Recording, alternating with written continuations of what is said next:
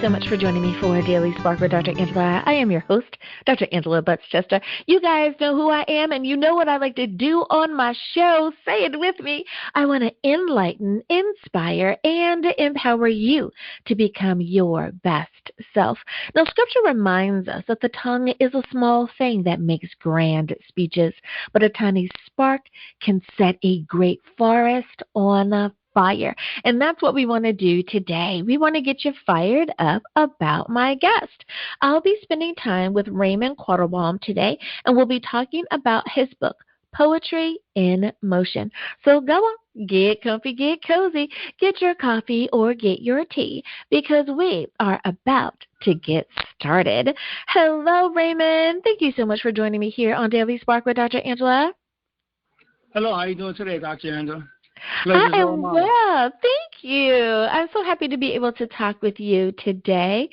Now, as is tradition, we always give our guests an opportunity to introduce themselves to our listeners. We realize that not everyone is familiar with you or familiar with your work. So, first question for you is, tell us a little bit about yourself. What makes you you? Hello, my name is Raymond Quattlebaum. I'm a self-poet. I have 2 books out. My first book is called Poetry in Motion. My second book is called The Color of Love. I usually like to work out, spend a lot of time going clubbing. I go to a lot of clubs. I like to go clubbing. I like music. I like dancing. And I work for as building maintenance, covering the house. All right, absolutely. Now, when it comes to being an author, is that something that you've always wanted to do, or did you find that this was just a really great way to share your poetry? Great way to share my poetry, because I've written several poems that my girlfriend used to always say, "What are you going to do with those poems? Why don't you put them in a book?" Which was my initial idea, but as time went on, she kept pressuring me, but she was giving me some good insight. So I decided she's right, even though I wanted to do it, but she helped push me more to make it a reality today. So I live for that reality today. So now I have those 2 books out, Poetry in Motion and The Color of Love. Absolutely, absolutely. Now, when it comes to the ideal reader, I like to ask the question this way. Would you say that your book is appropriate for someone as young as high school, or do they need to be more like college age to have a little bit more life experience to follow along? No, I say high school as well. High school is good.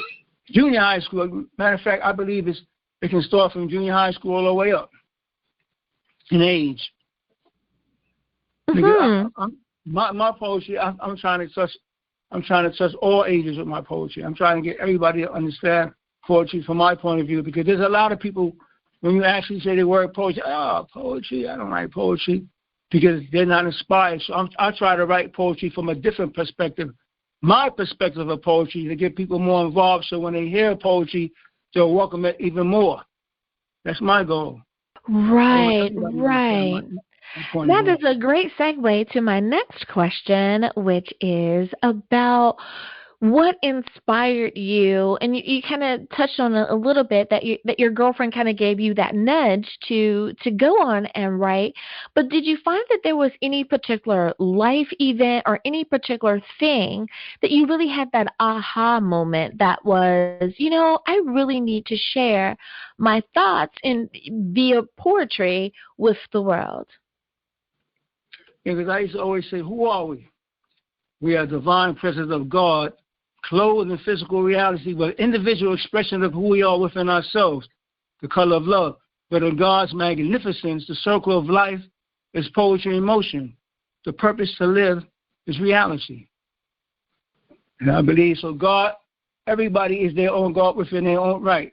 The breath of life that lives through us all is the essence of God. So we live with the essence of God within ourselves, and we experience life in physical manifestation as God on earth. This was brought me to write poetry.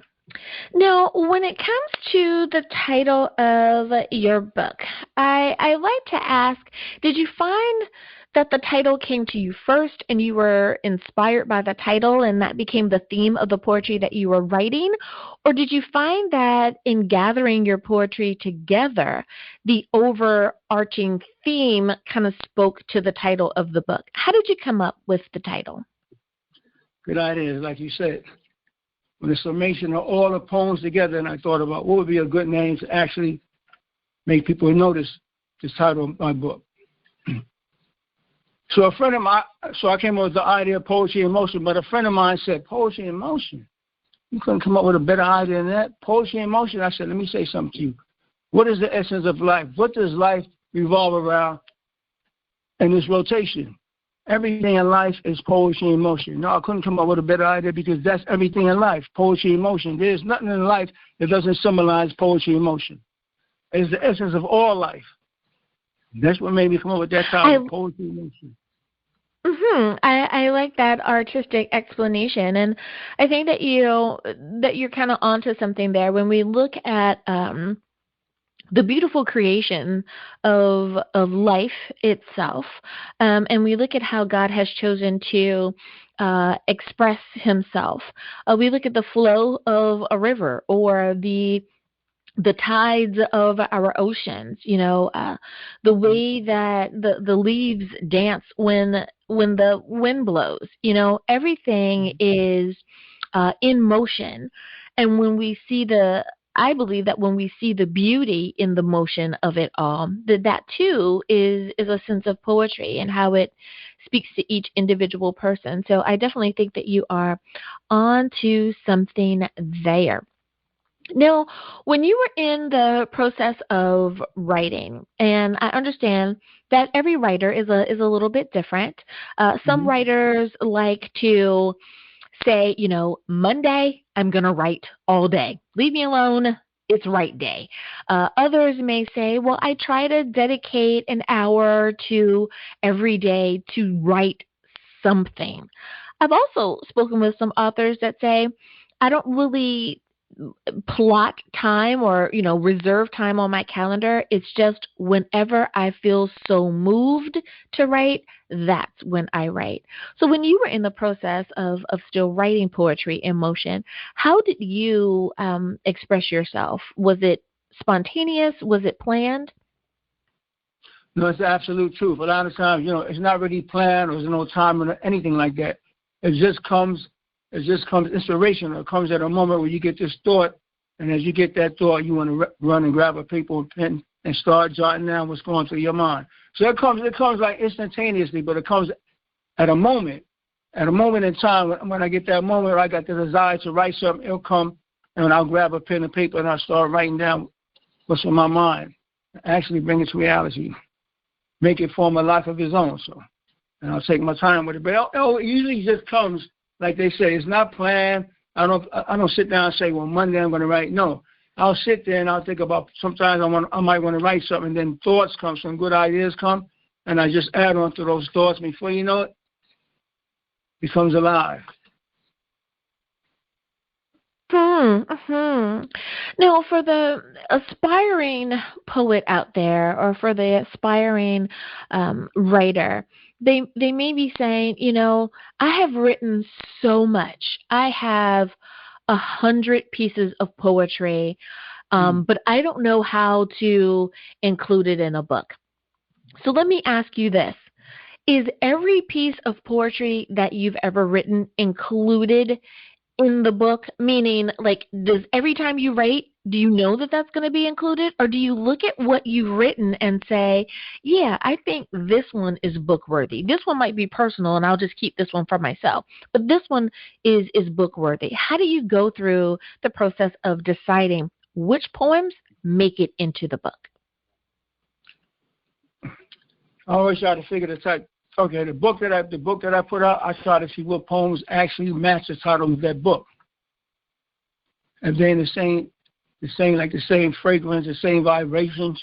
If the same vibration, like the same feeling, I get that same feeling from that poem, and it matches the title of that book, and I say, okay, this poem will go perfect with that book, because this poem will actually heighten the book with it by the book's name alone.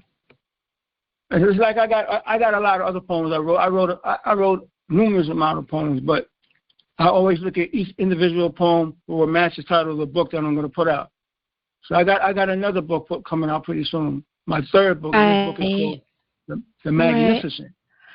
I can definitely understand how that would make sense. It's like if you're making, with any recipe that you're trying to create, with anything you're trying to create, you want to stay within what makes sense and doesn't spoil the recipe. You're not gonna put something that's totally far-fetched into the book because that's not a part of the recipe. I definitely understand that. I love it. Now, when for someone who wants to be able to write, and that really is their goal, right? But they may be struggling with writer's block. I know that some authors do, some don't. If you have experienced writer's block, what did you do to kind of shake yourself out of that? Flip side of the coin, if you've never experienced writer's block, why do you think you haven't experienced it? You're saying writer's block in which sense? Meaning in which way? I'm not able to write and get my point across. Writer's block in that you've written to a certain point, but you don't seem to be inspired anymore, or you've kind of hit a wall or a hedge there for a little while, and the words just don't seem to be flowing anymore. If you've experienced that, what did you do to get the inspiration back to continue to write? But if you haven't experienced it, is there anything that you feel that you did that helped to keep your creativity going? I haven't experienced it, but a lot of times when you get that dull moment or that block, why not take a nice stroll, like a stroll through the park or something like that, and just watch nature in its essence? That should actually open you up to say, I got a good idea to write a poem. It'll inspire you to push, because the beauty that's all around you somehow, some way will open you up to the point where you say, I'm going to write about this, I'm going to write about that. That's a good way to actually open you up. Walk through the park one day, a nice sunny day when it's nice, everybody's out playing ball, roller skating, bike riding, whatever they're doing, but everybody's celebrating life in its essence. And you come out there and you see all that. That's enough to open anybody to say, you know something? I'm going to write about the event that I seen that day in the park. Good way to open yourself up. Take a stroll to the park. Mm-hmm. There are a lot of different denominations that actually open you up within your dimension of who you are within yourself. But those other denominations will give you an inclination to open yourself up to express yourself to what you see in that day in the park. Absolutely. I could not agree with you more. I know that going out for a walk definitely even changes my disposition. And, listeners, it doesn't matter if you live in the city or if you're like in the suburbs or you live in a very rural location. Just going outside and kind of having some sun on your face, a breeze at your back, seeing, like you said, the activity of the people, or spend some time with your horse or watch your dog run. You are so right. It just kind of shifts your mood. It shifts the energy in the room, and it really does help you become more creative. I couldn't agree with you more. Well, Raymond, it is time for us to go to break. But before we do, can you remind everyone, please, what is the title of this book? Where can we get a copy? And if someone wants to stay in contact with you, what's the best way to do that? The title of my book is Poetry in Motion, and you can get it on Amazon Books. And the best way to get in contact with me is through my website. It's Raymond Quattlebaum Q Books. Alrighty, everyone. Now you know where you can get a copy of the book. We'll be back right after this.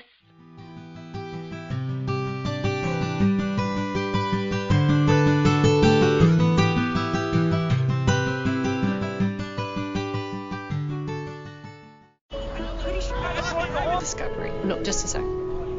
What would it look like if we listened more? Could the right voice, the the right set of words, bring us all just a little closer, get us to open up, even push us further. It could, if we took the time to listen. The most inspiring minds, the most compelling stories. Download Audible and listen for a change. Hi everyone, Dr. Angela here. Did you know that Daily Spark is now on Facebook? That's right, you can visit with me at facebook.com/Daily Spark with Dr. Angela. I want to know more about what you're thinking. I'd love to know, which interview did you find the most entertaining or the most informative? I want to talk to you, and I want you to be able to talk to me. Simply visit facebook.com/Daily Spark with Dr. Angela.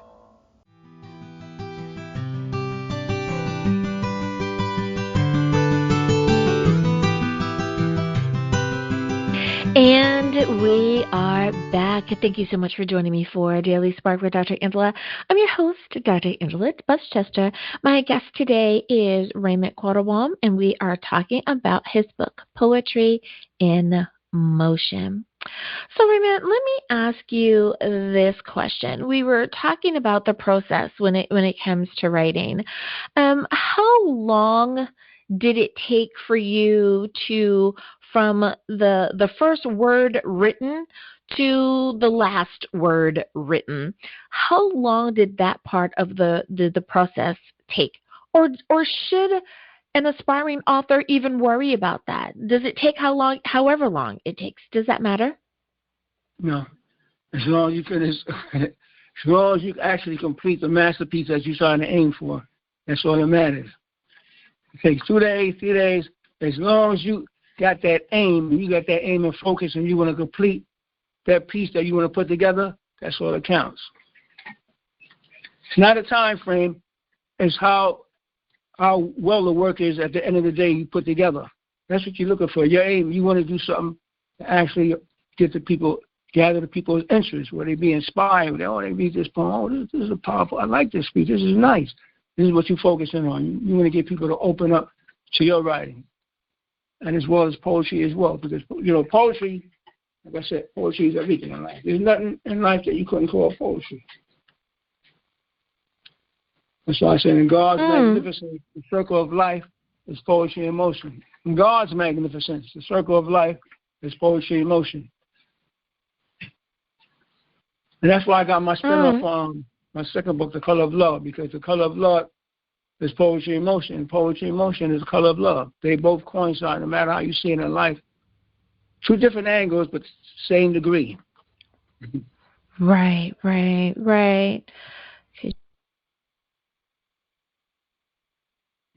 Now, when it comes to poetry, I know that in school they teach us all of the various styles of poetry, what's, proper and true. If someone wants to be a writer, and especially a writer of poetry, should they worry about the style that they're making this a proper haiku, or does that matter? Or should they really just try to write according to their personal expression and let it just be authentic poetry? Worry about style later. Right. I'll go exactly what you say. Worry about style later, because right now you're just free versing. Free versing with your poetry. As time goes on, you learn the different styles. If you don't know them yet, you learn them as time goes on. Then you can put them in this content. But right now, you just free verse, because free verse actually help you write better. You'll be able to get your poetry out there. If you try to put it in different categories, it might slow you down, and it might even become a little bit more complicated for you, because you might say, "Nah, I got to put it in a sonnet, a verse, a ballad." You might not want to go through all that. You might just want, I just want to write poetry just to be writing for what it is. So then you write what you feel, and you write what's on your mind, and you go from there. Absolutely. I love that advice. I know that I give that same piece of advice for my counseling clients as well, and it's I tell them the exact same thing.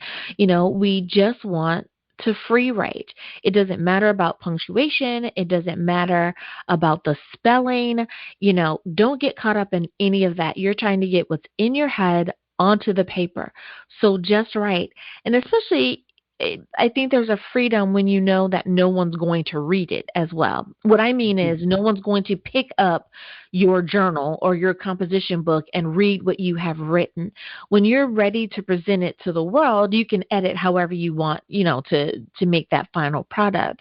But when you're writing, I could not agree with you more. Don't get caught up in all of that. Just get what's in your head out. There's definitely time for editing later. That is a nugget of wisdom there. I love that.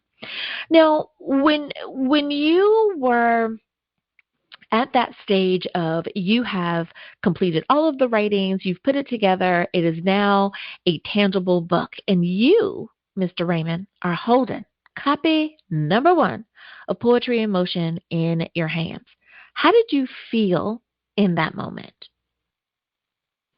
Success. I felt truly inspired. You could actually open up that book. This is something I actually put together myself, out of my own head, my ideas, my thoughts, and it's actually in a book.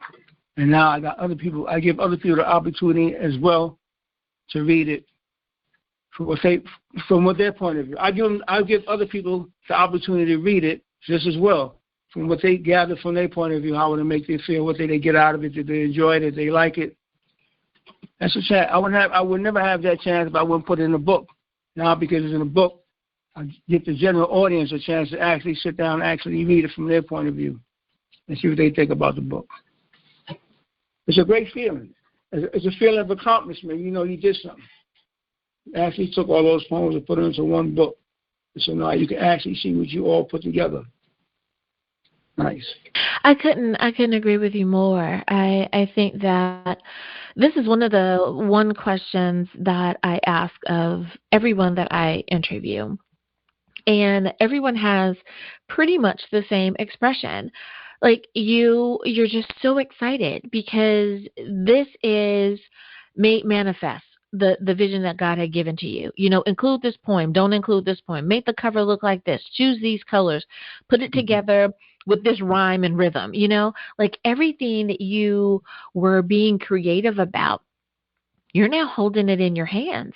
And not only do you have the pleasure of holding that copy, but someone else is going to order your book. And someone else is going to see the vision that God gave you for your poetry. And you are so right there. I remember when being on the radio for me was, just a simple prayer.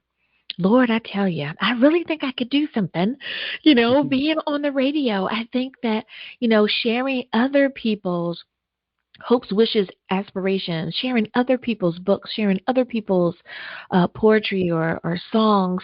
I really think people want to hear more about that and be inspired. And look at what God has done. So I have to agree with you there. Just enjoy that moment of excitement because it's worth celebrating the full circle of the experience. I have to agree with you. Now, if there is one thing that you want to make sure that the readers of your book, Poetry in Motion, if there's one thing you want to make sure that they get out of that book, is there any one nugget that you want to make sure that they pick up? Or is there one poem in the book that you want to make sure that they remember or jot down that they read that particular one because that one is really inspiring? Let's figure out. Okay, let me think. Not really off the top of my head because there's so many different.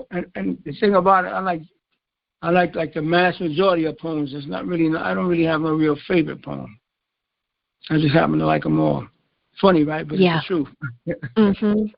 No, because that was going to be a question. Yeah, did you have a favorite one? And so many times authors will say, especially your poetry is kind of like your kids, right? It's like you love them all the same, even though you know that each child is different, the same way that each piece of poetry is a little bit different, but you love them all equally for whatever they bring to the table.